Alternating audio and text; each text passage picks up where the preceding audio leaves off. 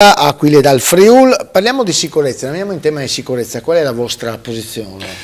Beh, direttore, se parliamo di sicurezza parliamo anche purtroppo di emergenza, soprattutto nel momento in cui la percezione sulla sicurezza dei cittadini ha raggiunto i minimi storici. D'altronde pare anche che, speriamo di no, il governo abbia intenzione con la prossima manovra finanziaria di apportare ulteriori tagli sulla spesa per la pubblica sicurezza.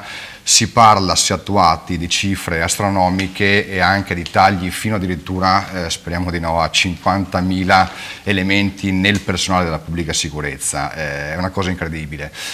Pare quasi profetica la previsione di Aquile, che nel redigere il suo programma per le prossime elezioni regionali ha inserito al paragrafo sicurezza la creazione di un nuovo corpo di polizia regionale con mansioni di controllo sul territorio da affiancare alle forze di polizia e carabinieri già presenti.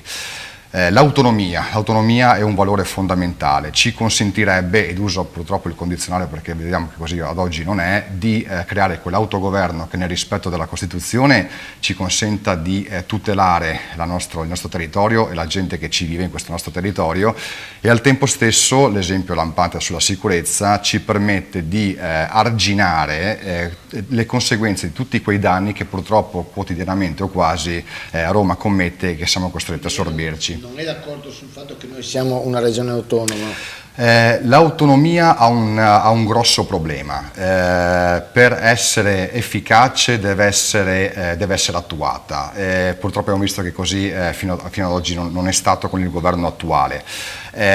Sarà così nel momento in cui per la prima volta nella nostra regione la nostra giunta regionale avrà nella sua maggioranza la componente autonomista. Non me ne voglia Serracchiani e la sua giunta, purtroppo evidentemente l'autonomia è il peggior nemico da combattere. Non è così per Aquile, e alle prossime elezioni regionali noi ci saremo. Aquile dal Friul, grazie Michele Tomasella. Bene, allora.